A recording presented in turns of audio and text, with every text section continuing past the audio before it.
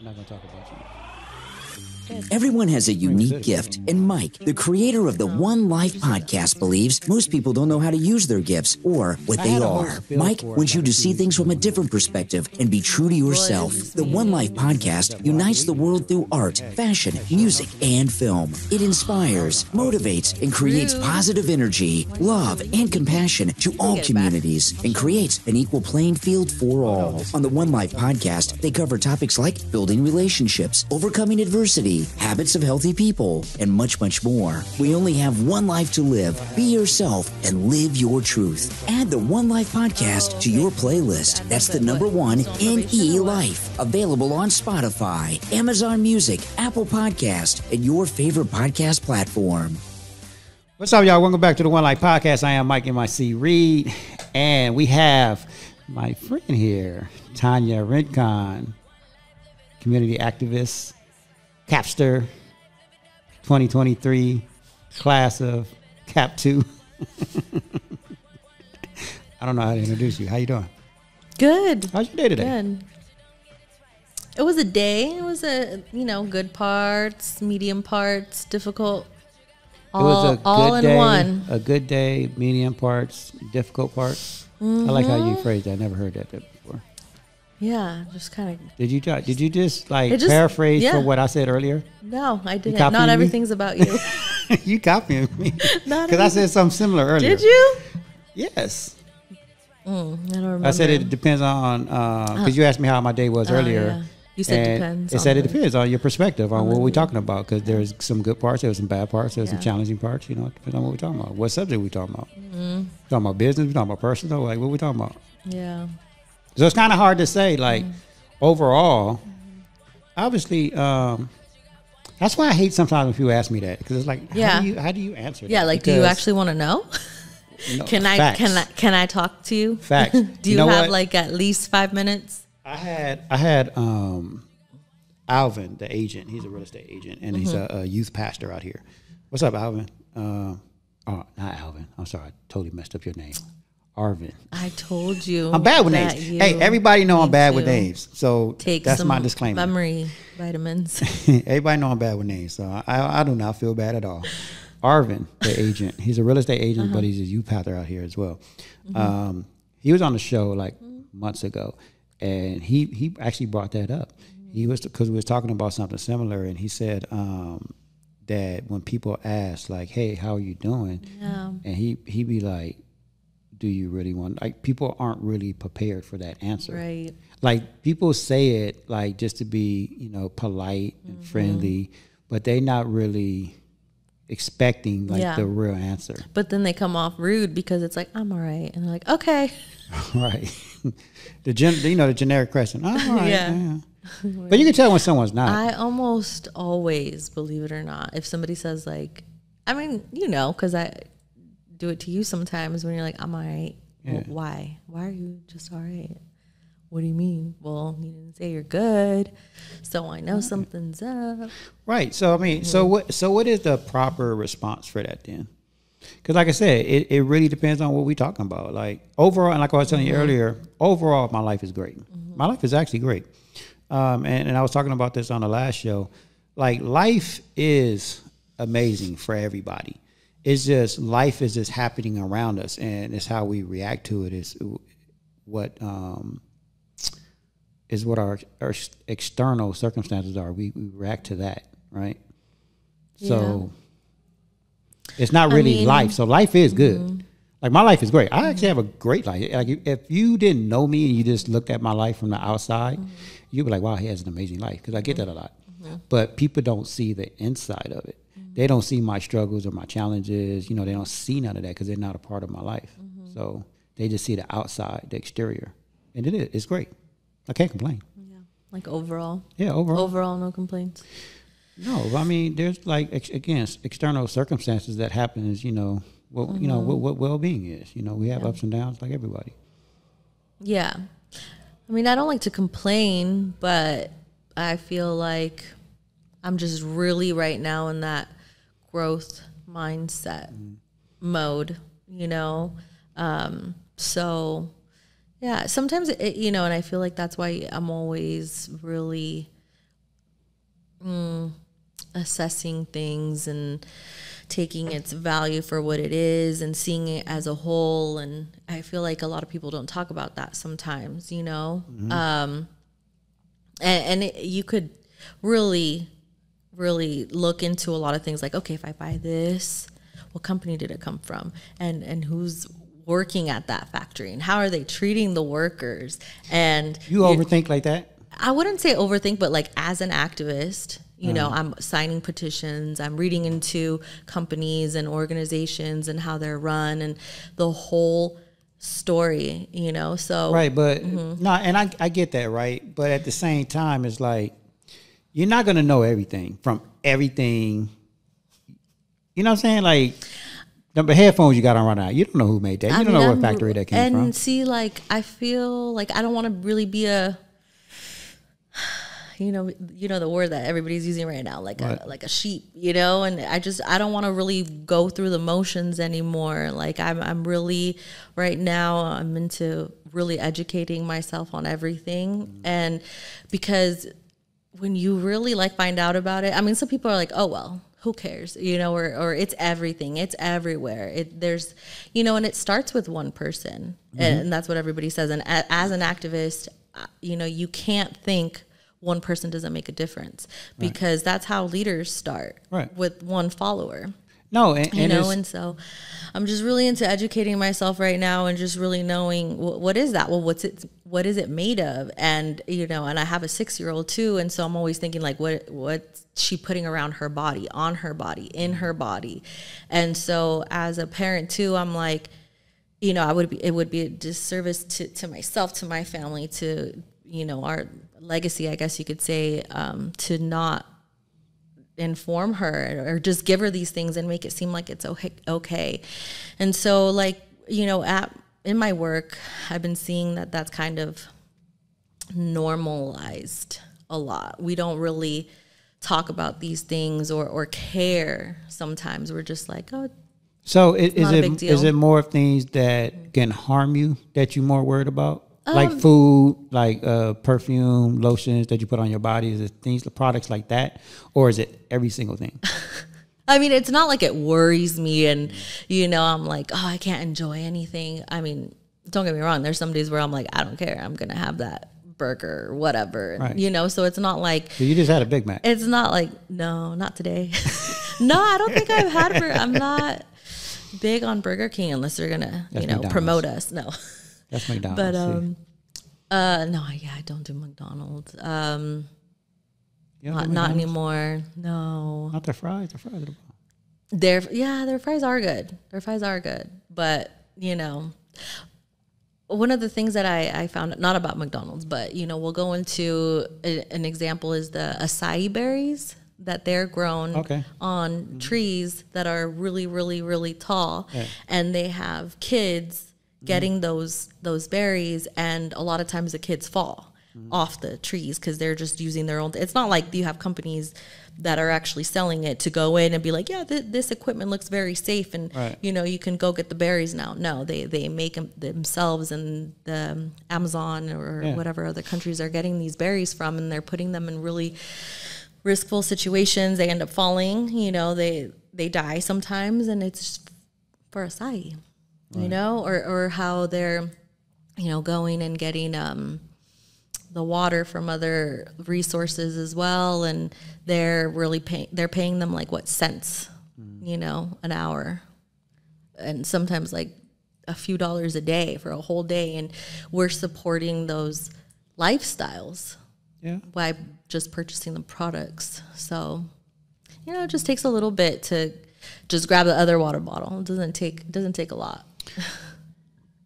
True. Yeah. So, who is Tanya Rincon? I don't know. Because we just started this conversation, right? And it kind of went into a direction of like what your obviously your passion is. Yeah. Right. And I've had good conversations with you, and I know what you want to do in the community and all that.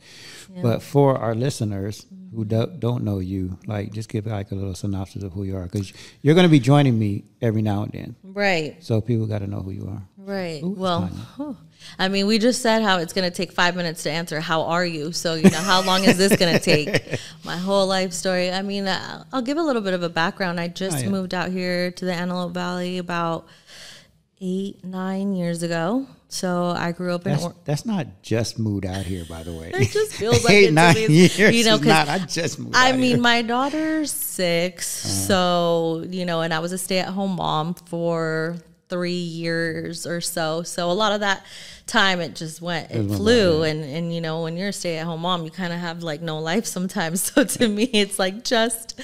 No, but started now getting out of the you house. have a full life because you do a lot. You know, you're in our CAP class. You're on the PTA board of her school, I'm assuming. Yeah. Right. I'm the treasurer.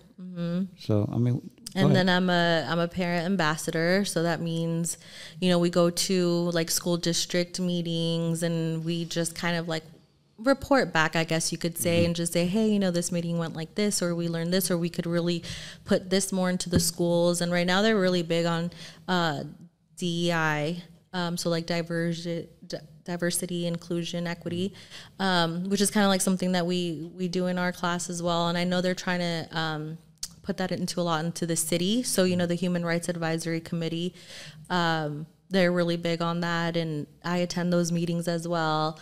I'll go to the city council meetings as well sometimes, and so I have, you know, connections, and I'm emailing people. You know, I'm doing right now our community project with a board member of the Human Rights Advisory Committee. Okay. So he's on that. So, you know, we're always bouncing ideas back and forth, and hey, what do you think about this? And we should do this, and let's go protest, and you know, do things like that. So right now, I know one of the main focuses is on how alcohol affects the criminal activity in the area. So we're trying to advocate to not get so many liquor stores to open up in the area, because you know that attracts high volume of criminal activity. So that's one thing on that. For the PTA board, you know, I like that my daughter sees me volunteering and being a part of it. So sometimes she'll be like, "You work at my school?" I'm like, "Yeah, I work for free." And you know, it is nice. You know, I didn't have that growing up, and it's nice to be involved. It's nice to have a voice. I mean, I'm a little bit close with the president. She's a good friend of mine, and she's also starting up her own after-school program, doing, you know, self-workshops, and she's really into that too. So it's nice, you know, you build your community, and you have a group of people that are really trying to make a difference. And so that's kind of what I'm about. So even if I wanted to move back to Orange County, which is where I grew up all my life, you know, I feel like the community is really growing on me. There's so much, and I feel like if I would have stayed in Orange County, I wouldn't have been exposed to so much of the things that are out here, like the diversity, the different backgrounds, and just seeing, you know, a city that, even though I see a lot of people here and they say, you know, our city is not doing this, or the community needs this and that, and I feel like they're doing a lot more than other cities in the area. So yeah, that's a little bit. Okay. A little bit about me. I'm, you know, obviously my daughter is really important to me. I love being a mom. Really family oriented. All right. So you know what I love about like our generation of parents, that we're more involved with our kids. Like how you said you didn't have that when you was growing up, right? But now you're a part of the PTA. Yeah. You're involved in your daughter's life, and she sees it, right? Because that's important. Yeah, I feel like. Sorry, go ahead. No, and so I did the same thing when my kids was a little younger. You know, I coached every one of their sports team. Like my daughter was in track. I was a coach for that. My son did soccer. I was a coach for that. You know, when my daughter went over to film, you know, I was helping her with that. And my son was doing art and photography. I was helping him with that. So it's important, and I didn't have that growing up as well. So, but I do see now our generation now of parents, they're more involved with their kids, and it's just it's breaking the cycle, and it's actually growing. Like, so now I'm sure that like when your daughter, you know, gets older and she has kids, and when my kids have kids, they're going to do the same thing, and they're even going to take it a step further. Yeah, like we're all just growing. I love that. Yeah, and I feel like I just started to really appreciate my upbringing, I guess you could say. Not appreciate, but just maybe not dwell on all of the negative aspects, because I really feel like, you know, it's going to sound cliche, but I really wouldn't be the person that I am or as involved as I am, as passionate. And so, yeah, it really has made me want, like, I really have an open mind to everything that can happen, and I'm really aware. So I wouldn't say overprotective, but sometimes, you know, and I feel like it's because I've been through it. And there's some parents that I talk to, and they're like, "There's no way. That's not a thing." I'm like, it is a thing, you know. And I feel like sometimes, especially like you could say sheltered people that maybe, I don't know, have like maybe religious backgrounds, or maybe they just had like a safe home, you know, and weren't really exposed to a lot of the things. You wouldn't really think of that. And, you know, I don't want to say it, but it may be a little naive, and, you know, you're too trusting. And, you know, they say that a lot of the crimes and things that happen to younger kids, 80% or more of the time is a family member, is somebody close, is a neighbor, is somebody that you know. So it's like, just be aware of that and be involved in your kid's life and have those conversations. And so a couple of years ago, my daughter went through an experience. It was an experience, not an experience, but a situation where she wasn't talking to me, and me and her mom couldn't figure out why. And the first thing we did, the first thing her mom asked me was like, "Hey, what did you do to her?" And I was like, "I didn't do nothing to her." Right. But I wasn't mad at her for asking me, because I do know that stat, like it is like most of the time is a family member or even a parent, right, that does something. And so once we cleared my name, like I was fine with her asking me all the questions, right, because it's my daughter and I want to get down to the bottom of it. But once she asked me, then I start going to, what'd you do? No, I didn't ask her, but it was like I knew she hung out with my brother a lot and his kids. So I was like, well, shit, well. You know what I mean? That's like really, you go through that. Yeah. It's really good though that you did that, because a lot of times some people are like, "What do you mean?" Or you just get stuck, and it's like, there's no way my family member could have done that. There's no way. And it's like, you know, you just really have to have an open mind and really see what's going on in the world, because, you know, it's like you said, well, you can't live life thinking like, oh, what's in that burger, what's in this, what's in that. But it's like, you know, you also can't live life thinking you can't be naive. That person is not capable of doing these things. And it's like, these people are the people that are sometimes leading these organizations, having multi-million-dollar companies, and they're in charge of a lot of the organizations that are going on right now. And you know, and it's crazy because I had a family member that was accused of something, and somebody asked me, they was like, "Hey, like, what do you think about that?" And I was like, "Well, from what I know, I don't believe he would do something like that, because I've known him all my life." I said, "But however." People change. People go through things that we don't know about. So you do have to be open-minded about that. And it's not personal, but it's just being real. Yeah. So when they asked me that, I was like, I mean, I know him as a good person, but that's just me. Like, I don't know the relationship he has with everybody else. Yeah, it is shocking. And I think that's why so many people too are getting hung up on the, you know, murder mystery shows, and they're so popular right now. And it's like, but it's shocking, but it's true. It is. I'm not a fan of those, to be honest with you, because, like, you know, what we always talk about is what you take in is what your life is. Like, you consume all that stuff, and I don't like consuming all that negative stuff. Like, I know it's true, and like we should be aware of it, but I don't like it. I guess because I don't like it because I had an ex that watched it 24 hours a day. Oh, okay, that's a little too much. Yeah, while she was at work, she had her little laptop up, and, you know, when she got home, she like. It was too much. Yeah. It was excessive. Yeah, and then she started thinking like weird thoughts, and I was like, "Oh, this is why, because you're consuming all that." I mean, if you're just watching it nonstop and at work, that's a little too much. It is. It was too much. Yeah. Like, I like the shows. Yeah. Like, I like to watch a good drama or a good suspense show like that, but not to consume it every day. Like, that's just too much. Yeah. Because then you become it. Yeah. So. So anyways, back to you. I know we said we were going to talk about you, but that was a lie, obviously. Because I do want to know this, because the show is about people's story, and everybody has a story. And because of what you said you did, and you just shared all your passions and all that, like, I just want to know, like, where does that come from? Because you're an incredible woman.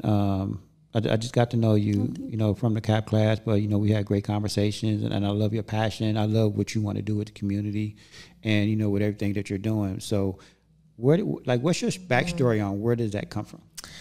Ooh, I had a really good childhood at first. Was like me and like 6 other friends, and I was always with them, and so we would always go camping. I got the full, you know, adventure kind of package, and I was always kind of at their houses. But I feel like because my parents were so kind of not really there, that I got that experience. And then as I kind of drifted away from those friends, and I went up into middle school and kind of went into the girls stage, I guess, and the whole makeup thing, and it was just, you know, boys and trouble, and my parents got divorced when I was 8 or 9, and so that's kind of when I didn't have that father figure, you know, and my mom was never really like that present in my life. So I feel like I was looking for that attention somewhere, you know?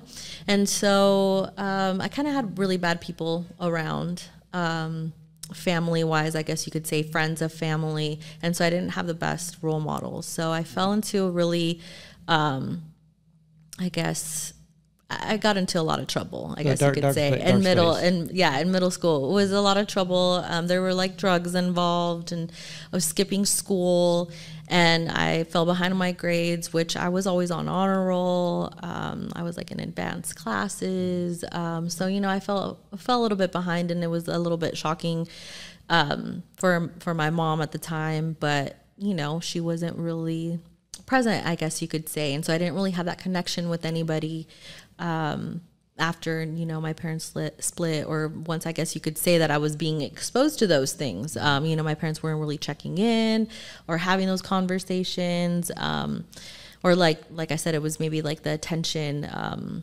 just looking for that love, I guess you could say. Right. So then, I fell into that scene, and then I had to go to the continuation school, and you would think it's like, oh, you know, she'll do better now, or it's kind of like the justice system, I guess you could say. You know, it's like, okay, you're bad, now you're going to go to jail, and you're going to reform yourself and kind of pick your life up back after that. But it's, you know, it's not really that, because you're exposed to so much more in those situations. You're now going to a school that has all these kids around that are doing worse things. So, you know, it was a little bit rough. And then I feel like I kind of got my life back together when it hit a really rock bottom. I had to cut out all of my friends. I really had to focus on myself. You know, I cut everything out of my life, was sober, was clean when I was like 19. So, and then that's kind of when, I feel like I've always kind of had a passion. I started being an activist when I was really young, actually. I was like 14. So I never really stopped. I guess you could say like I was a functional, whatever you could say, troublemaker. I still, you know, graduated high school. I went to college. I, you know, worked and, you know, had the car, and all of that, was like really responsible. But, you know, I went through what I went through, and it was hard. I feel like I was really alone in all that. And so I feel like that's kind of where it came from. I also always wanted to be a foster parent. So I, you know, always had that in my heart to kind of, because I feel like even though I had parents, I did, but I didn't, you know? Right, and so I feel like that's why I'm really present in my daughter's life as well. So I just kind of, just a big advocate for that, you know, there's a lot of families in need. There's a lot of kids that need that person, even if it's those few conversations, and just know that you care, that they need that love, because it's so easy to steer into a different direction. Right.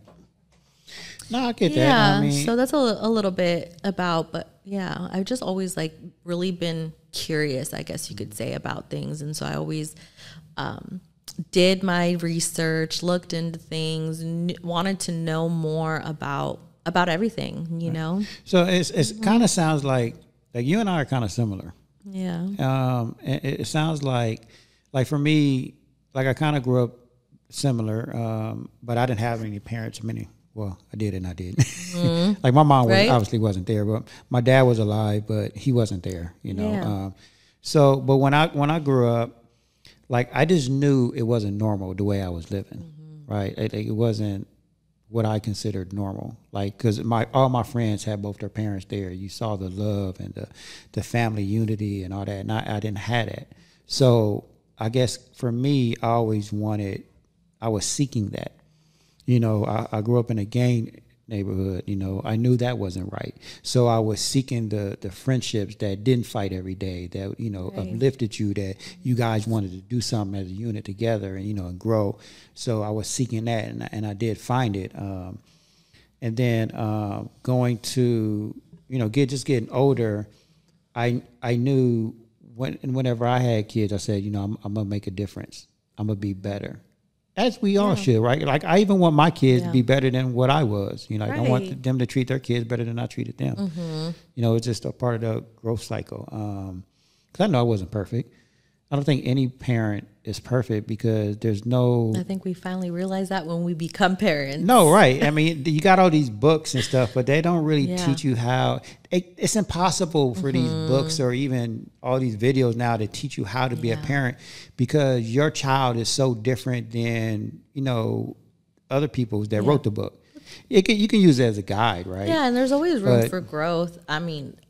there's always going to be something in all aspects of life. Right. So, I mean, for me, I knew I wasn't perfect. I mean, I feel like overall I was a great dad. Like I wasn't a bad dad, but I feel like I could have moments. Yeah, I could have done things different, but you know, as I grew and learned. But going back to what you said earlier, I mean, I would say that about my parents too. Even though they weren't present at times, I would say there are good moments. There were good moments. There were good things, but there were also very, very, very damaging.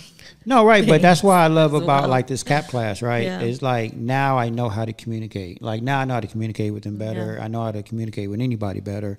But like we didn't have those tools. Like I didn't have those tools when I first had my kids, and I'm pretty sure like my dad, he didn't have the tools like that I have now. I didn't know there were books. I think I saw it in a movie once, you know, and I was like, I'm gonna give me like 10 of those. Right. So, I mean, you know, we all could do better, and I feel like I am. I'm still growing, and I'm still doing better. That's what I like about you and everybody in our class. Like, we're all looking for that positive change and growth mindset.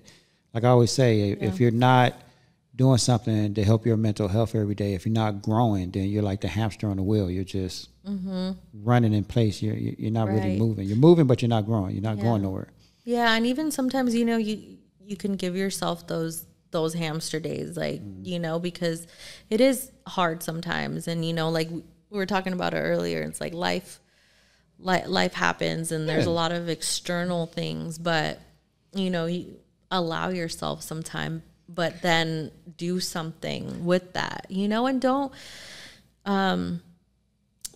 it's hard when you feel like alone, you know, or like there's nothing and nobody that you can talk to about things. So I really think that it is hard to open up sometimes, but it does get easier and easier. And I feel like if you see somebody opening up or struggling or have something to say, you know, do something respond to them in a way, you know, like how we said, you know, if somebody asks, how are you? And somebody's like, hey, you know, I'm pretty sure that they know that they didn't say they were good, you know? So maybe what I'm trying to say is like, don't take those things lightly. Maybe sometime somebody does need, you know, that person to just hear them out, or those 5 minutes could really make a difference in somebody's life.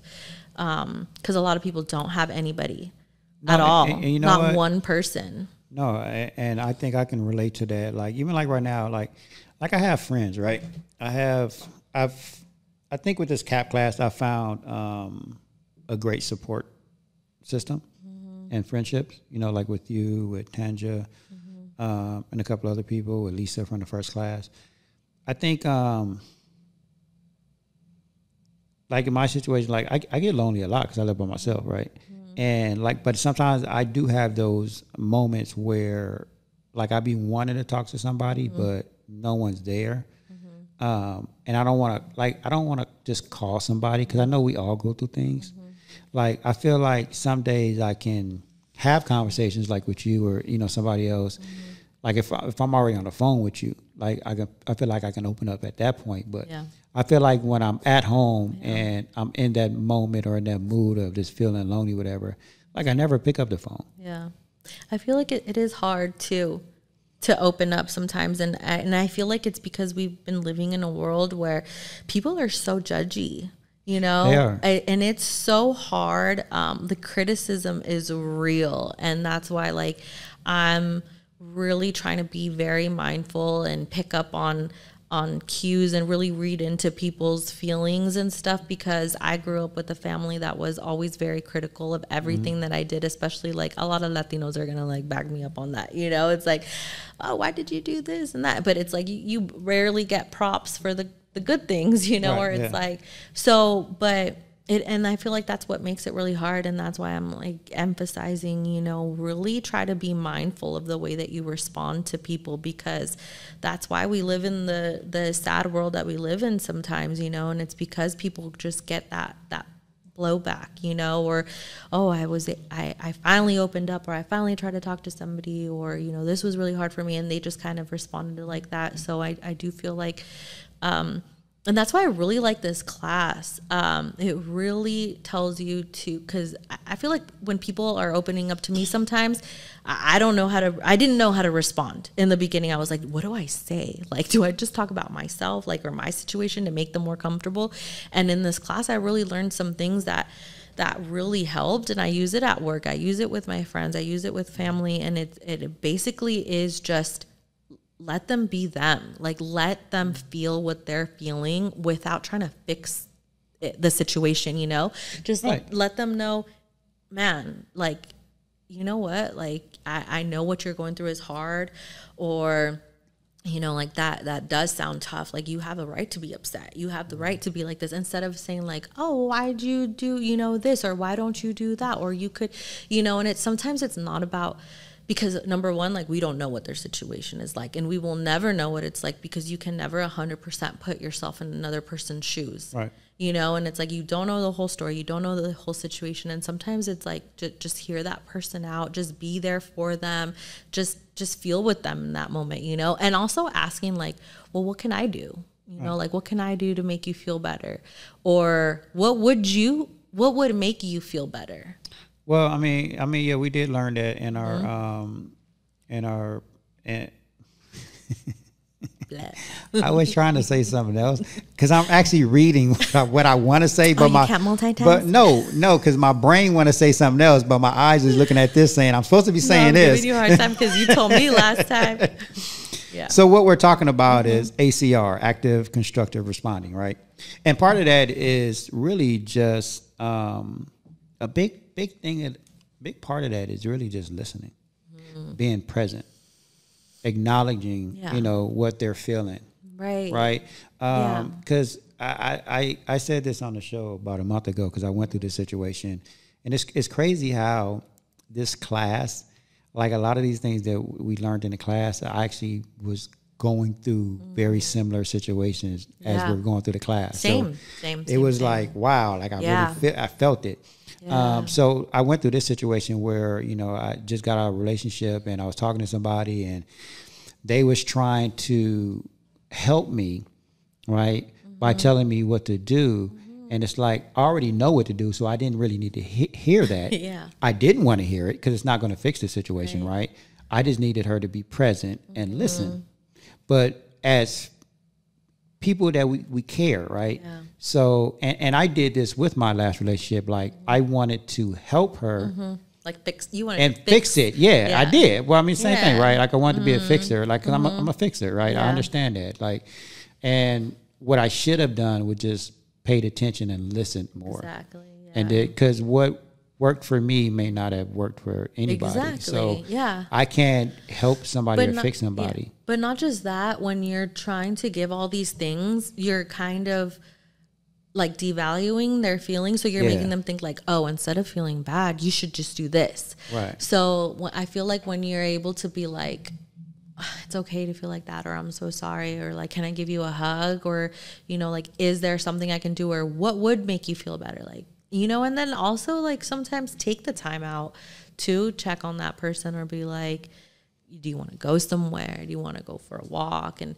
you know, sometimes people don't know because nobody's ever really talked about it. But, you know, the other thing that I liked about the class was, coping skills, or like what makes you feel good, like being in tune with your body. And I feel like that's something that I never really had or was aware of, you know. And the other aspect that I really like was the NVC, the nonviolent communication skills. That one was really good. So instead of being like, if you're arguing with somebody too, instead of being like, oh, well, you did this, or you know, or I told you a million times, or you always, or you never, you know, it really helped to kind of like put it in a sentence, like in 2 sentences, you know, like, it makes me feel blank when you blank.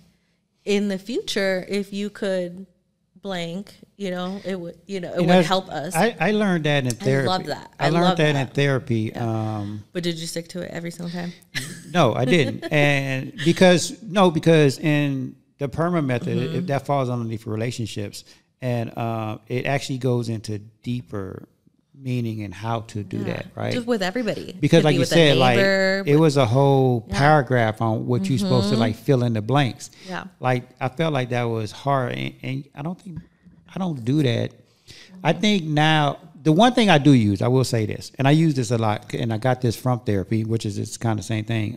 Right. When someone is telling me something and I don't like what they're telling me, I do say, you know what, I hear what you're saying.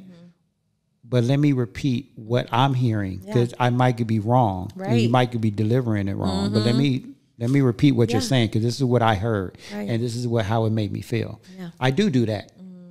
So that's just a little part of it. Yeah, yeah. But then you have to say the next part to kind of make it better. You know, but I forget the next part. Yeah, it's if you could blank, it would really, you know, help, or it would really make the situation, which is blank, better. Right. You know? Thank you. Thank you for trying. You know, and like, I feel like it is hard, and we haven't been taught that. But these are things that can be really big game changers. And then also how the other person responds too. But it is. You know, and that's why I keep a lot of this stuff on my book. And what I'm learning now, because we're on the tail end of the class, is because we're going to always go through challenges and obstacles, right? Right. So whenever I go through a challenge or obstacle now, I do refer to this playbook. Yeah. And I say, okay, first I look up, you know, what pillar does it fall under, and what tool can I use to make this situation better. I really do that. And I feel like if we can do that, it's going to help us learn this more. One of the things that I wish we would have talked about more, or maybe I just need to like look into it more, and you tell me if it's in there somewhere, but is self-talk, like self-love, self-awareness. I know there's like the health one where it's like fitness and sleep, but I really, you know, feel like I wish we would have talked about that more. Self-talk? Yeah, is like positive self-talk. A little bit. I don't know. Under what yeah, that's what I'm saying. Well, I know under the health one is how do we achieve positive change? You know, I don't know if that's. But I feel like that one is one of the most challenging things that I've seen lately, especially with the like. I don't want to use the word extreme, but I feel like when things get really difficult, really hard, and let's say like nobody is around, or it's just you, and sometimes it is up to us to talk to ourselves, to talk, things out, and to give ourselves that. Well, you know what? Self-love, that motivation, that positivity, and that's hard. What works for me sometimes? What works for me in those scenarios, which I have a lot of those, by the way, and Tanja taught me this, but it's something we learned in class. But she taught me it because she would call me like almost every day and ask me a simple question: what went well today? She never asked me, how was your day? So she replaced it with, hey, what went well today? Like right off the bat, that's what she would call me and say, hey, what went well today? So now, whenever I'm going through something or feeling lonely or I'm in that mood, I just ask myself, you know what went well today? Or what is working well? What is going good? Yeah. And that kind of gets me back on track. Yeah. Just thinking positive. Yeah, it does. It helps a little bit. But I also feel like the bigger picture is like within ourselves, like because we're our own kind of world, and so it's like this needs to be aligned if it's going to be aligned with everything else, and it's like, yeah, we can ask ourselves like, how are we doing? But that's kind of always going to be based off of something external, like we said earlier. But I feel like once we're kind of in check and we're good and you're good with yourself and you're being mindful of your feelings, appreciating yourself, loving yourself, giving yourself that grace, then everything else kind of falls into place a little bit easier, a little bit better. And so I feel like we really have to start with that, and with that, focus on that a little bit. And well, man, that falls underneath the meaning pillar. Yeah, which was the end, right? It was like towards the end of the class. Yeah. Yeah, finding your purpose and best reflected self-exercise. I forgot what that exercise was. What was the best reflected self-exercise? So that one was the last homework assignment. So you probably need to do that still. It's like it's like a 2-page description thing, and you basically have to write, like, I wouldn't say an essay, but it's like 3 paragraphs, and you have to get feedback from 5 people that are close in your life, and you ask them to just give you positive feedback. So like all the good things about you, and you're supposed to get that, and then you put it and easy. you reflect. That's easy. That's wow. And so that's the reflected exercise. Okay, yeah, I did not do that. I do need to do that. We didn't do the obituary exercise. No, we skipped that one. I'm glad we skipped that one. I don't think I could have. I wish we would have done it though. Like, this is my favorite part because I feel like it's very, very important. Really important. I feel like mental health has been a really big thing in my life, and just being an advocate too for suicidal awareness and things like that. It really starts within ourselves, and so I really wish we would have talked about that more. That's kind of my favorite part. No, I don't, and I actually expressed to Lewis when he was talking about this in class that I'm glad we didn't do it, because I would have probably broken down. Well, maybe you needed that. No, because I'm gonna tell you why. Because I mean, everybody knows. Just shove those feelings back. Everybody knows that I've had suicidal thoughts, right? I just never had a plan, but I've had suicidal thoughts. But every now and then, I have these thoughts of. It's kind of like the song. Like not a song, but it's a verse that Jay-Z says on the beginning of the song. I think it's December 4th, where he says, "They never really miss you till you're dead or you're gone." So whenever I'm feeling lonely, like I get those thoughts sometimes, and I'll be like, "Wow," So I think about, "Wow, if I die today, like I think about how people are going to react.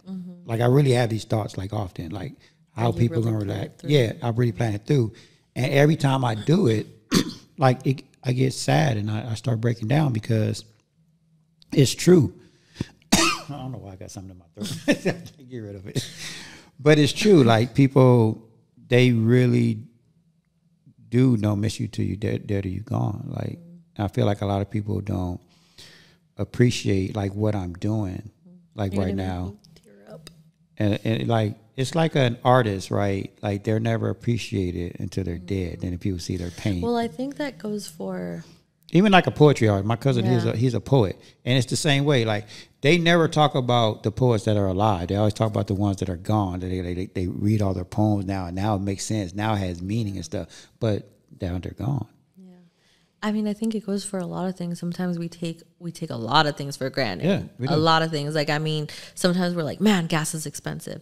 Okay, let's take away all cars. Right.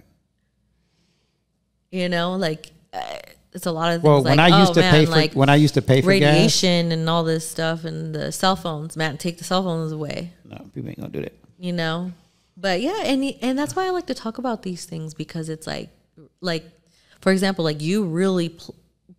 Played it through, played it out, and like pictured it, really pictured it. And that's why I'm saying, like, but sometimes it's good to really think about those things. It does give you more appreciation. It does, give you that. It does. And I think that's why, I do what I do. And like for me, like I always say, I never chase money. I chase my passion, right? And my passion is to, do my part in this world and, put good energy out there and do good work, because growing up, I didn't have all that. Mm-hmm. And I want to see the world in a good place. Like right now, the whole war between, the Palestinians and Israel is like, it's really sad. It's like, and it's all because of someone with power and they want so much. Like it's greed. Right. Jinx. You know what I mean? So it's like, man, like, is it worth it? Like all these people got babies and kids. Like, don't even get me started. That's what I'm saying. It's like, come on, y'all. I thought everybody wanted peace and love and happiness. What happened to that? It's like, but no, they want the power and all this, and they at any cost. Yeah. Like, and to me, it's just sad, and I can't stand. And what's more sad is I'm watching the internet where people are like, well, I stand with Israel, I stand with Palestine, and I do this. And it's like, I don't stand with none of y'all. Mm-hmm. Like, I stand on the side where let's end all this. Right. Like, I stand for peace. Yeah. Like, all this is unnecessary. Like, it's stupid. You know that Einstein won the Nobel Peace Prize for the atomic bomb. Right. Like, you're like, how does that make sense? And it's like, sometimes you have to look at, well, what's the lesser evil is what people usually say in politics, but it's like, does there really even have to be one? Right, when Donald Trump and Hillary was voting, they was like, well, what's the lesser evils? Who do we vote for? It's like, I know, and then you think about it, and I feel like a lot of people are like, I'm not going to run for president because blah blah blah blah blah. But look at the people that are running for president, So it's like it's. Yeah, and that's why I'm like, one person really can make a big difference. They can. Well, I truly believe that. Yeah. Because it starts with one person. Yeah. It starts with one person mindset, and, it may take time. I mean, that leader is one person running that right now. Hitler was one person. Yep. So. I totally agree. But I definitely want, like I saw crazy. That's why I don't like getting into politics. There's so much greed and so much... people just have their own agendas, and they don't care who gets hurt in the process. Yeah, and that's why, I like being an activist, is because I really get involved in everything that I'm a part of, and educate yourself, know what you're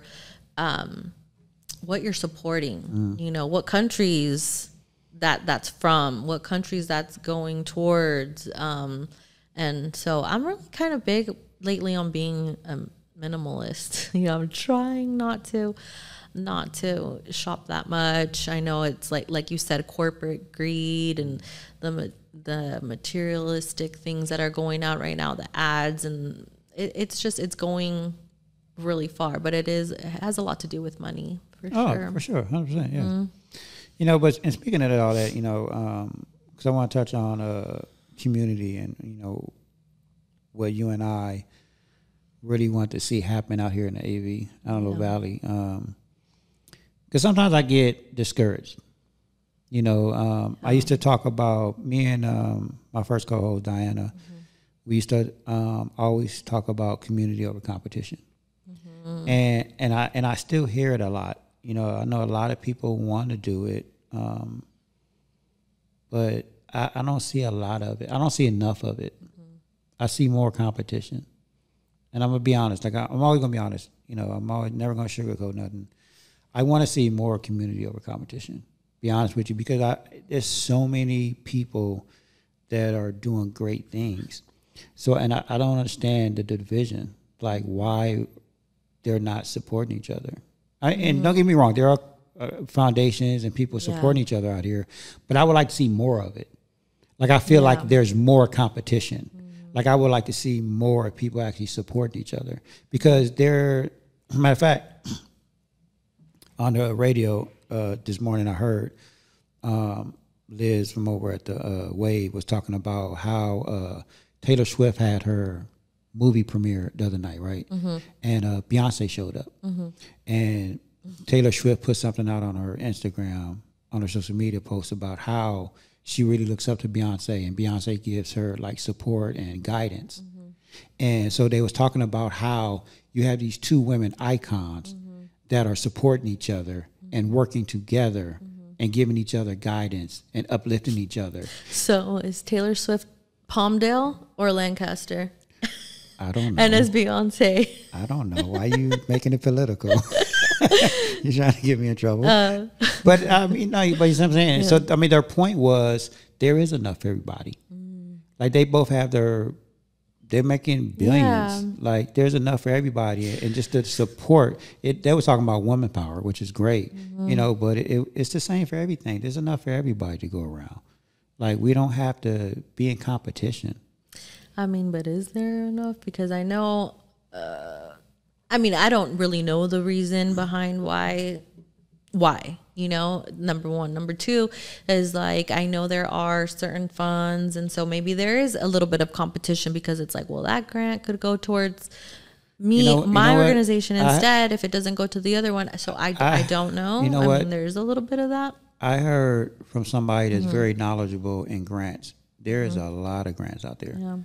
People are just not doing the research and searching, but because it's work. Yeah. But there's a lot of grants out there. There is enough for everybody. I'm gonna be honest and that's maybe the thing. Maybe people aren't really educated or know those kinds of things. So it's like, well, where can we start with getting everybody together and hosting these kinds of things and putting it out there, and you know, and it's also the time. Like, grants take a lot of time to you know.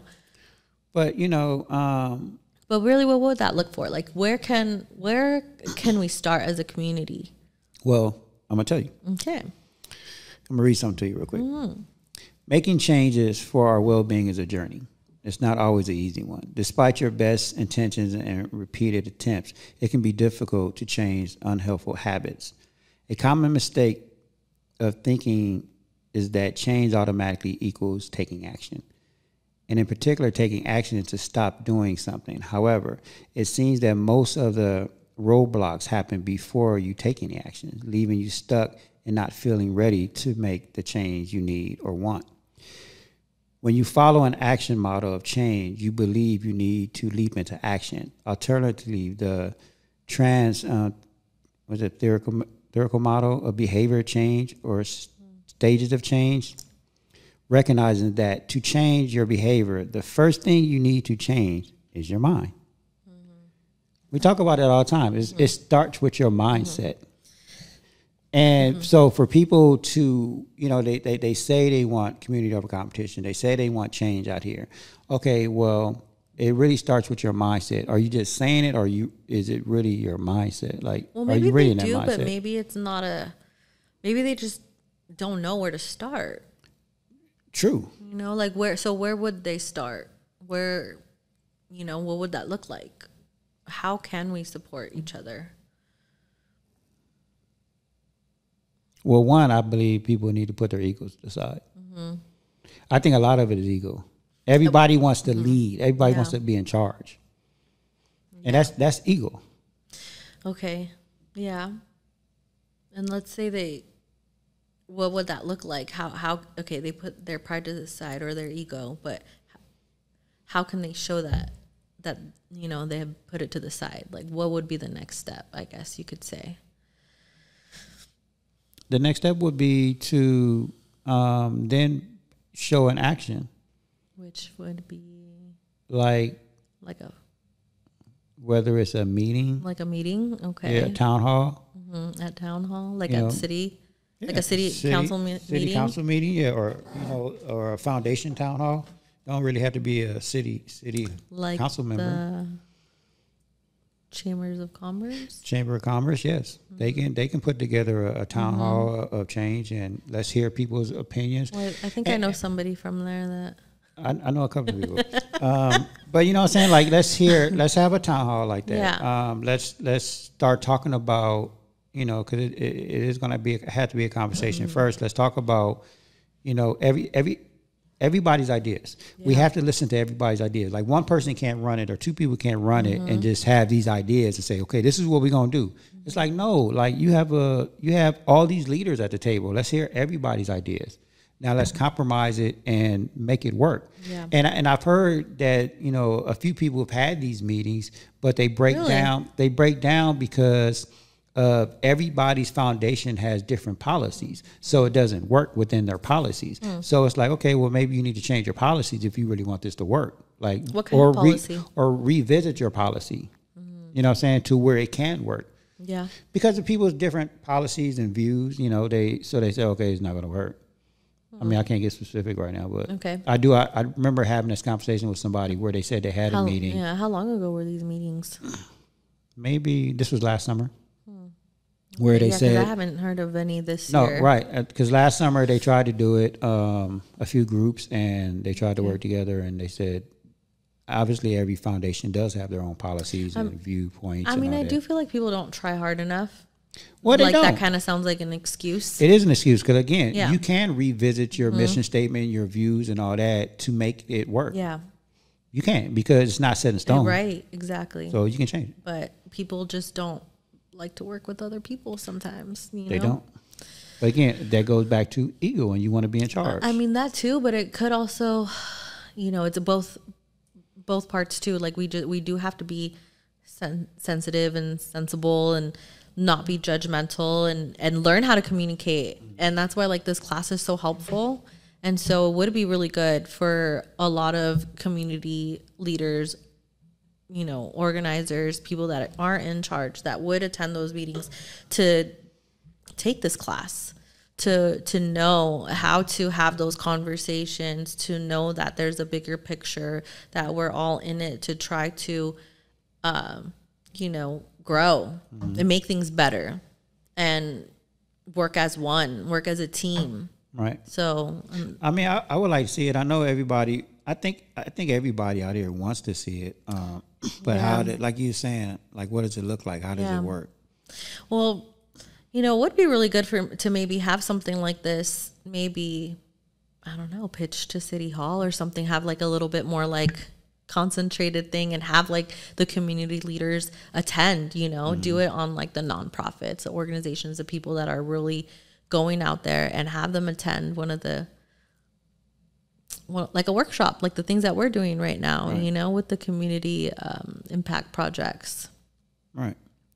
Would be really good, because a lot of these tools, sometimes it's like they don't know, or, you know, how to communicate or what to say, or how do I say this in a nice way. And sometimes when you're the boss, it's like you don't want to, you don't care to have those conversations, but it's like, you know, as a leader, you kind of need to humble yourself a little bit. You know, just because you're running an organization doesn't mean you can talk to people a certain way. Right. Doesn't mean that, you know, you don't have a responsibility to the people that work with you, work for you, that and a lot of, you can impact so many other lives. And not only that, okay, if you want to be selfish, your organization could be a lot bigger than it is now. You know, instead of maybe thinking small-minded and like, oh, that person's in competition. But hey, you're probably going to attract a lot more people into your organization if you just have a better, you know, attitude, better people skills, better communication skills. You're able to, you know, network, build your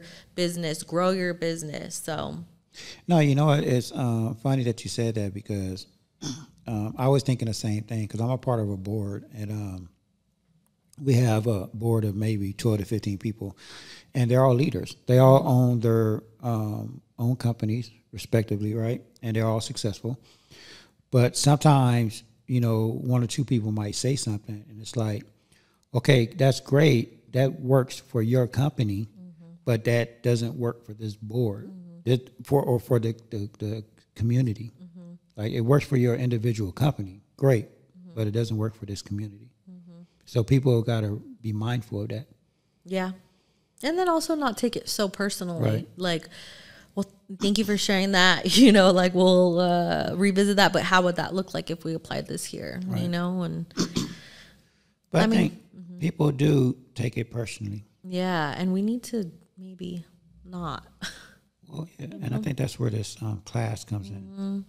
And also, like, you know, self-care too, you know, and be mindful, like, you're gonna get blowback, especially when you're bringing a lot of ideas to the table, because you're not always gonna have great ideas, and you know, you're not always gonna have everybody on board. Number one. Number two is, like, don't stop. You know, like, even just because you bring it up at a meeting, just because you bring it up at city hall, city council meetings, whatever meeting you go to, and you don't get the recognition that it needs, don't stop. Like, I've been seeing from attending a lot of the meetings, people will say, like, oh, well, I went. And it's like, okay, what was your follow-up? What did you do afterwards? Did you talk to anybody? Did you email somebody? Did you call somebody? Did you set up a meeting? No, they didn't say anything. Nobody contacted me. I did email them. They didn't email me back. Like, I have been, like, learning that you really have to hunt people down sometimes. Right, you do. Sometimes you even have to show up where they're at, you know, especially, like, now, like, I am a mom, and, you know, I love my daughter. So, yeah, like, I make sure, like, I have to email this person, call this person. And sometimes it is weeks, and I'm like, hello, like, did you forget my email? Did you forget to call me back? And, you know, I'm not afraid anymore to be that annoying person. But if they're not responding, it's because they're not doing their job, or because they don't want to deal with it, or because it's too difficult. Because if it was easy to just be like, yes, no, maybe, or we don't do that, or whatever, they would have responded. But you're challenging that person, or they don't have the time. But it's like, people forget, like, we are paying their salaries, like, the people that are in charge, you know, like, it's supposed to be, you know, the people, you know, the board members, and then it's us. You know, and we're not being treated that way, but because we're also not, we're not taught that. We don't talk about that. We're not educated on that, because they don't really want us to know, but we have a voice, you know, and I'm not saying, like, go and yell and, you know, be angry. Like, I like the nonviolent communication things that we learned. So learn how to address the situation. Be polite. But that falls under the psychological safety space too, where you, as a leader, you should be okay with someone voicing their opinion or their ideas, and being okay with it, and not get butthurt or be offended by it because they're telling you something that maybe is directed at you. Yeah, you have to be open to change and their new ideas and how they're feeling. Yeah. So I think psychological safety spaces is needed in these boardrooms and leaders need to be aware of that, and sometimes they're not. And it's like, I guess we could see the leaders in the organizations right now as, like, parents, you know, and it's like they're kind of not seeing themselves as needing to give that to their community, you know? And so, yeah, it would be really, really helpful for them to just learn some of these tools and be open-minded, you know, and be self-aware of how impactful their actions, their way of thinking is really affecting the whole community. I think, you know, the more of these cohorts that we do is really going to help the community. Yeah. Because the more people that go through it, it's just going to spread. Yeah, I think so too. We should really think about doing that workshop, though, for the community leaders. I think that would be great. You actually just came up with a great idea. Yeah, right? I don't know if you don't even know what the idea is. Well, I mean, this one that I just said.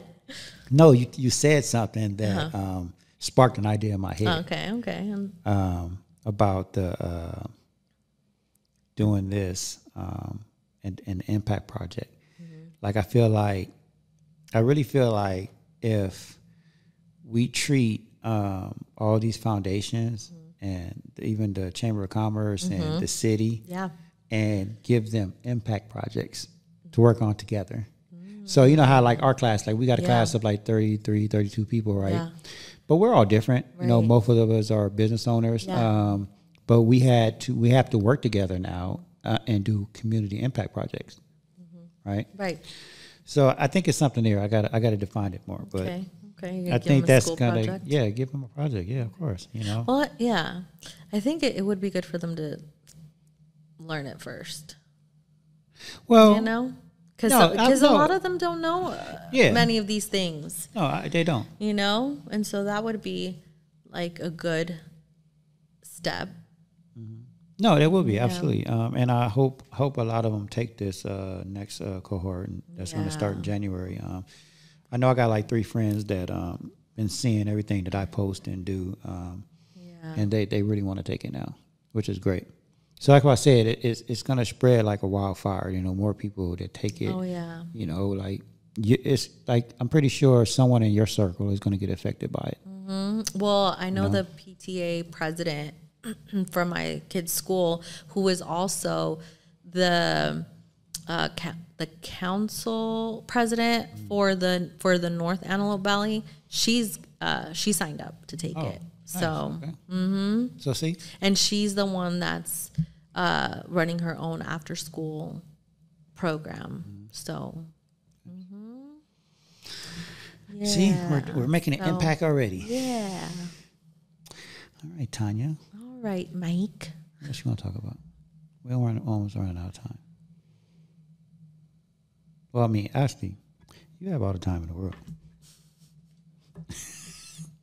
What you want to share with us? I wish I did. You want to talk about it? Talk about what? What's on your mind? I don't know. Mm-hmm. What's on your mind? You don't want to know what's on my mind. Are you? So are you asking? Do you really want to know what's on my mind? Or are you just asking like you want the generic? Do you want the generic? I'm gonna start saying that. Do you want the generic answer or you want the truth? That's a good way to respond. Yeah. No, the truth always, 100%. I'm not going there with you. Can you accelerate accomplishments? All right, you'll tell me later. Yes. Can you accelerate accomplishments?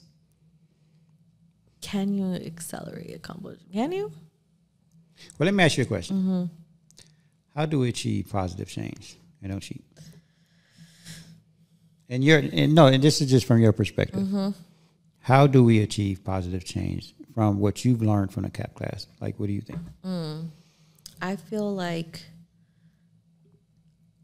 well, first of all, it starts with the word positive. So what's going to make the situation better, you know? So it's above what you've been doing, where you're at now. It's going to make the situation a beneficial, better outcome for everyone as a whole. So being mindful of that, you know, I mean, being mindful of what is positive is a really big thing. I think that we all know deep down inside what is right from wrong, you know, and sometimes it's. Isn't that what's right and wrong, depending on your perspective?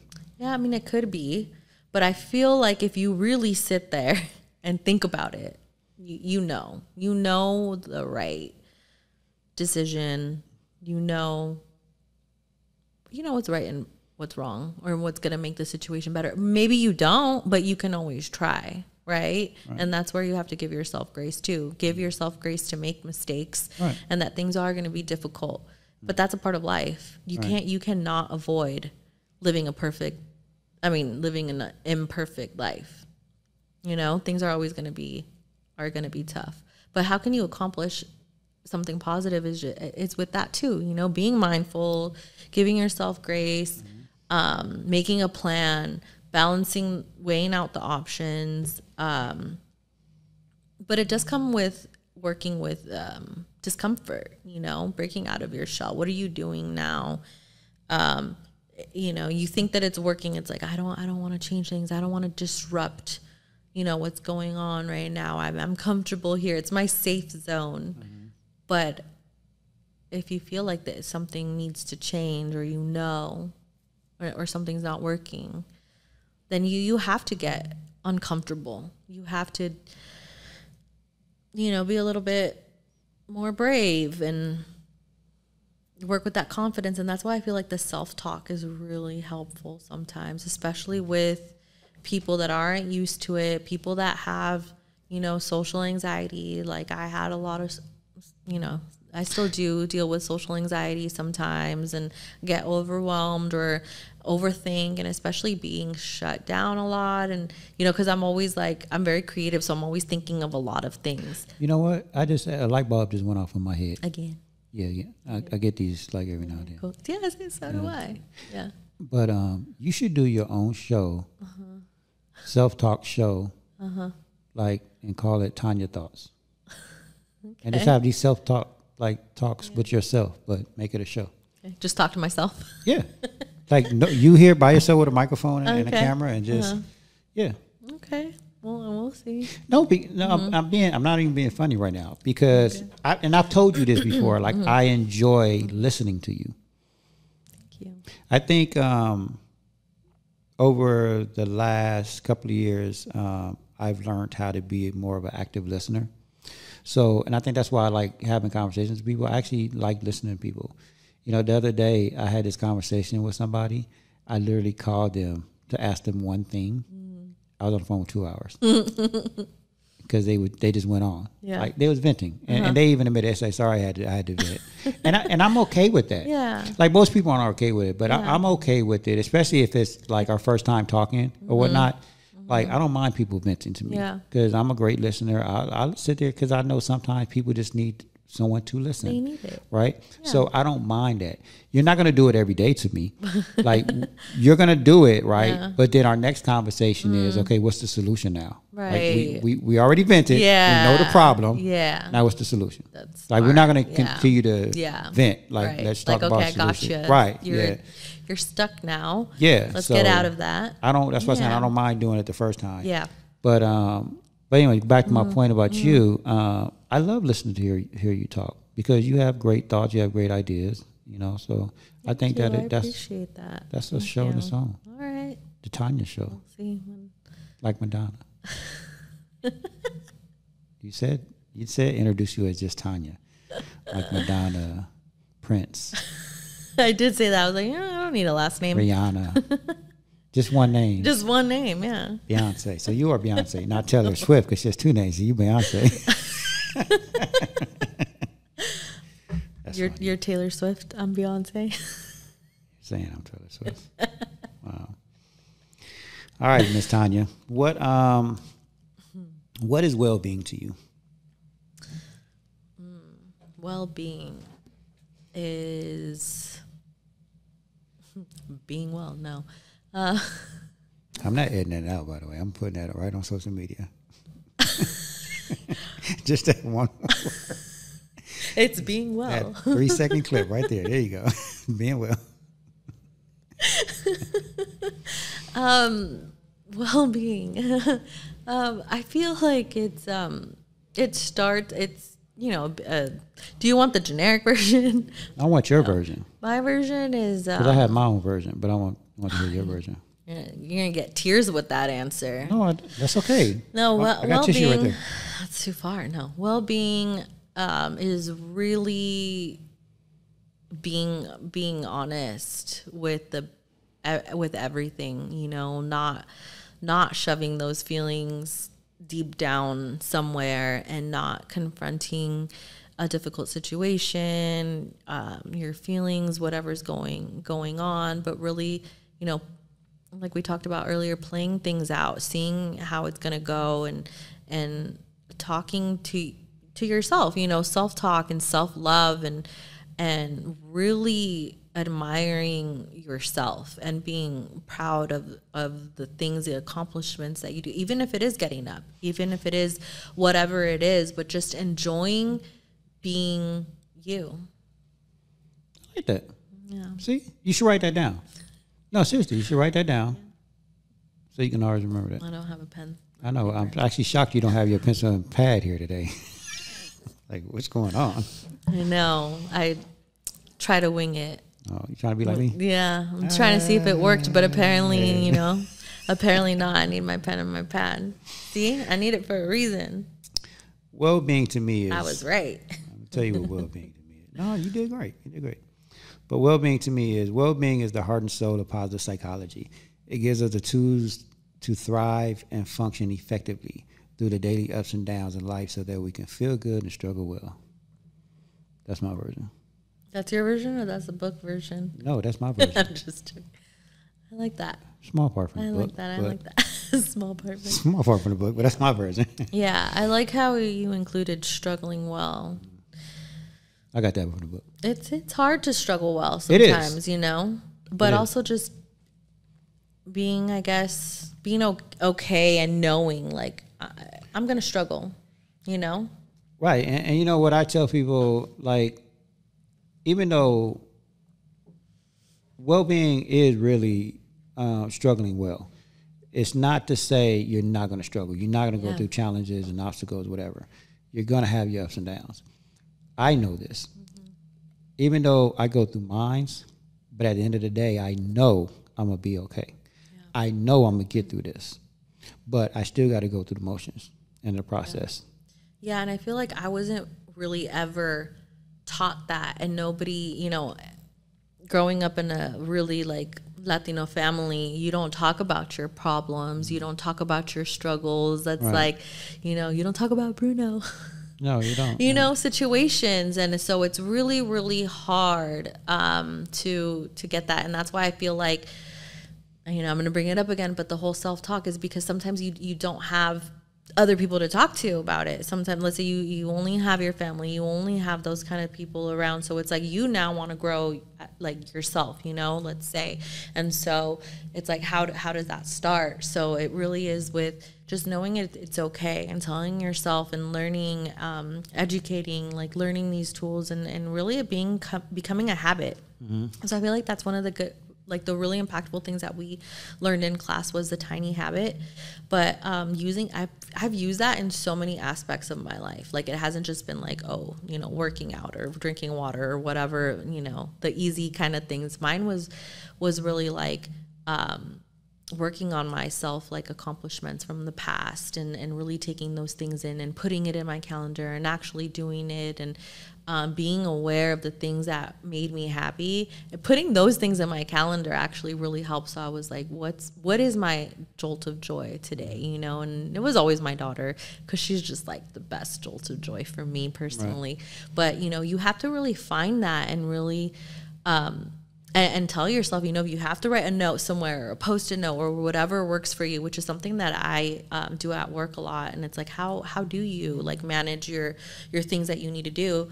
And a lot of times it's like, just my brain, or like on my own, or whatever. And it's like, well, sometimes we need a little bit more. You need reminders. You need to have that habit, and just like, or a book, or put it in your calendar, email something to yourself, or text yourself something, and develop that and make it like a daily part of your life from now on, and check in with yourself and tell yourself, like, I'm going to struggle. And you know what? It's okay. And it doesn't mean I'm failing, and it doesn't mean I'm going to fail, or it's the end of the world, or, I went through this breakup, or I'm going through a divorce, or it's, my second or third, whatever, it's like you have to just, it's a part of life, and people don't talk about it as much. And social media is such a fake thing sometimes, and so it's hard because it's just like perfect displays, and and it's sometimes like the extremes. It's like something's really good, or somebody's like having a total breakdown.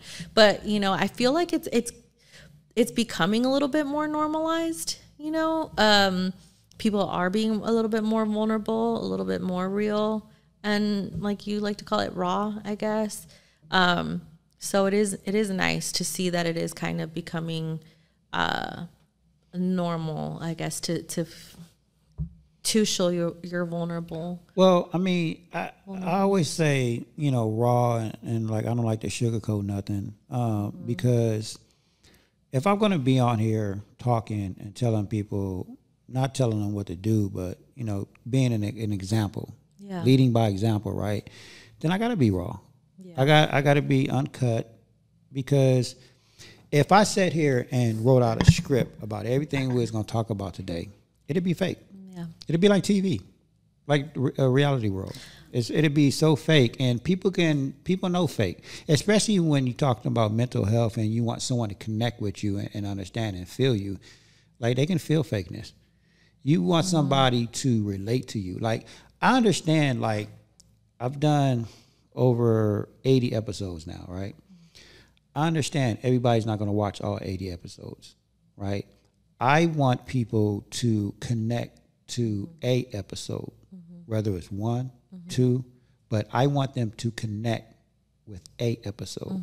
Out of over 80 episodes that I did, I feel like I want everybody that I know, everybody that listens in, to at least connect with one of them and get something out of it, have a takeaway from it. That's my vision, because I know they're not going to all connect with all of them. Yeah. Then it's not meant for that. It's meant for them to connect with one and have a takeaway from that, and hopefully it helps them in their life and in their journey somewhere. Yeah. But I feel like, it's not that easy for everybody, like that's great. You're able to be so raw and open and have that in mind and, be mindful. But for a lot of people, and I feel like a lot of people these days too, like the younger generation, it's hard for them to open up. And I don't want to call it being fake, but I do want to say, like, sometimes it does take time to process things. Like, maybe if you would have asked me and before, like,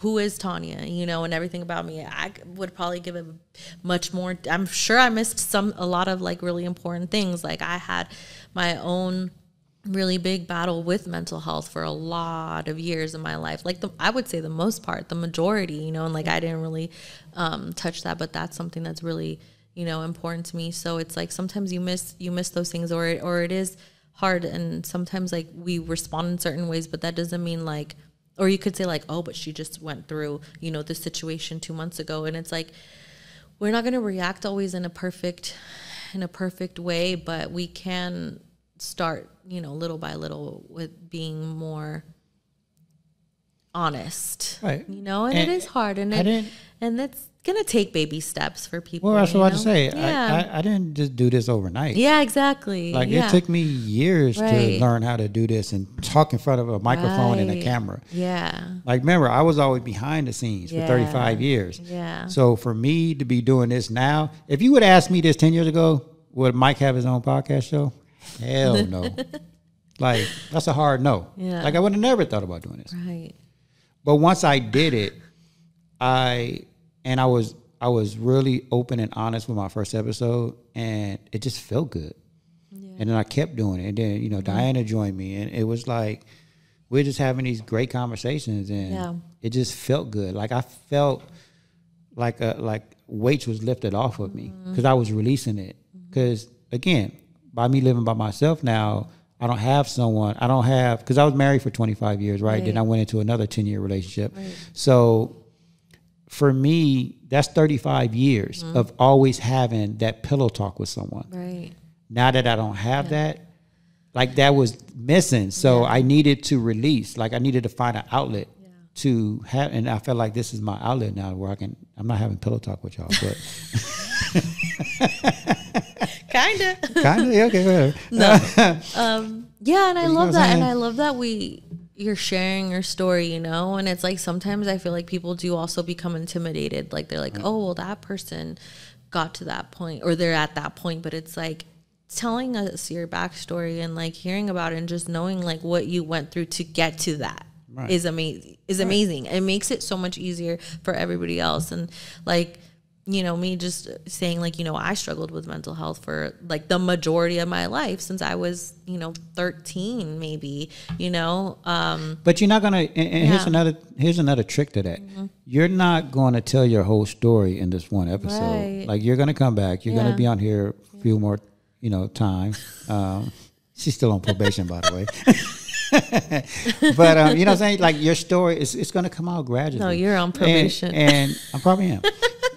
But you're saying like, and that's why I say be raw. Yeah. Like I don't want you to force it. Right. Like I want you to have these conversations and tell your story, you know, in your time, your way, and it's just going to gradually come out. Oh, and that's with everybody listening, you know, and not to say go on a podcast and tell your story, but open up to somebody, but do it in your time. Yeah. Right. And little by little. Little by little. Yeah. Exactly. Like you don't have to tell somebody, you know, your whole No, story. start off with a little bit of story and see how it makes you feel. Right. Now that you're comfortable, now you can continue to go back to that person and also, it just come out. Yeah, and also being aware that you're gonna feel super awkward in the beginning. It's gonna be very, very uncomfortable. You're gonna be embarrassed. You're gonna go home. You're gonna overthink things like, why did I say this, or did I say that, or did I not do that? Oh, I should have said this and that. And you know, that's where like my social anxiety, you know, kind of like kicks in. And you know, I'm talking about this more because I feel like that's a thing that a lot of people need to talk about, especially because the suicide walk is going on tomorrow in Palmdale, and so I know that that's a thing with people that do feel alone or like they're not able to open up. And so just know that it is hard, it is uncomfortable, but and know that maybe you're going to open up and that might not even be the perfect person. Or let's say you tried going and speaking to a mental health counselor and they weren't a right fit for you.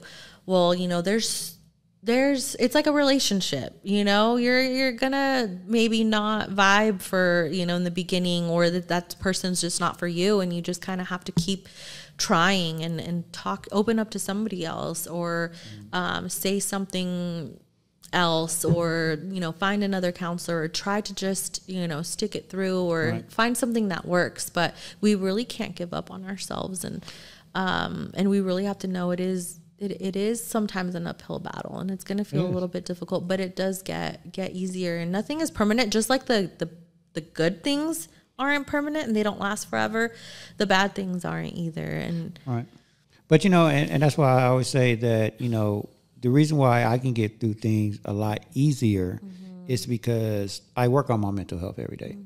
Like you can't use like all these tools that we have, right? You can't just use them when something happens, because they're not going to work effectively. Yeah. You have to work on them every day. And I say every day, but it's okay if you miss a day or two. Right. Even though I do try my best to do something every day, there's days that I miss because I'm either doing something at work, or, you know, I'm just too tired and I just don't do it, right? Yeah. But out of a 7-day week, I do practice something on mental health at least 5 days, five of those days. Like I might miss a day or two, but I won't miss a lot. Yeah. But that's because so when something happens now, I'm able to reflect easier and go through my toolbox and, you know, be able to navigate through the struggle a little easier. Yeah. Because I practice on it every day. Yeah. But someone that doesn't practice on it every day. You still need to practice your self-talk though. Okay.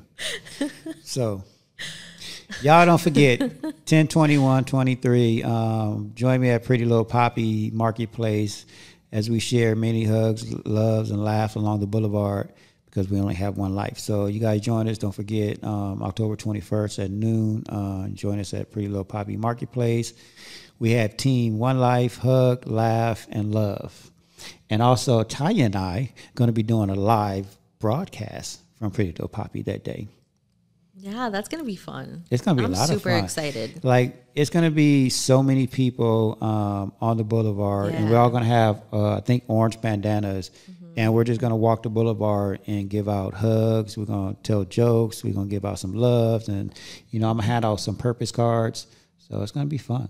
Like, we're just going to spread that community love. Yeah, I can't wait. I can't wait to just talk to people and random strangers and just show them that love, because you never know who could need it in that moment. Need it that day, right? Yeah. And then talk about the drone thing you guys are going to do, or that we're going to do. Oh, at the end. Yeah. So, yeah, at the end, we're hoping to get 88 people. I think that was the number, 88, right? Yeah, 88 people. And with us wearing all the orange bandanas, there's going to be a drone overhead, and we're going to take a group picture. And that group picture, I'm not sure who's going to do the special effects, but it's going to turn into a poppy. So that's going to be cool to see. Yeah. So we're all going to be like a little poppy. Also, if you haven't been to the shop, it is amazing. Yes. I just checked it out, and it is like one of a kind shop out here. I love it. Love it. Brenda Definitely is need doing to check it out. amazing things over there at Pretty Little Poppy. So you guys definitely stop by Yeah, and go support your local vendors. yes, because it's over. And they're so artistic. Like, they're so cool. There's a little bit of everything. They got the candles. They got the little crochet things. They got, like, the loose leaf tees. They have the hair bows. They got so many awesome things. Halloween stuff. Yeah, so go check out Pretty Little Poppy. It's over 90. I think it's like over 95 vendors now. But yeah, they're doing it big over there. Yeah. So go check them out. Any last words? Peace and love. Soul Train? Did you get that from Soul Train? No. Did you just repeat Soul Train right now? I don't Do you even know what Soul Train is? The one where they dance? Oh my God. No? Just messed up the whole episode. Wow. Yes. Is that your favorite show? It was. Oh. That was my generation. Was it? Peace. No, so yeah, he did. He said peace, love, and soul.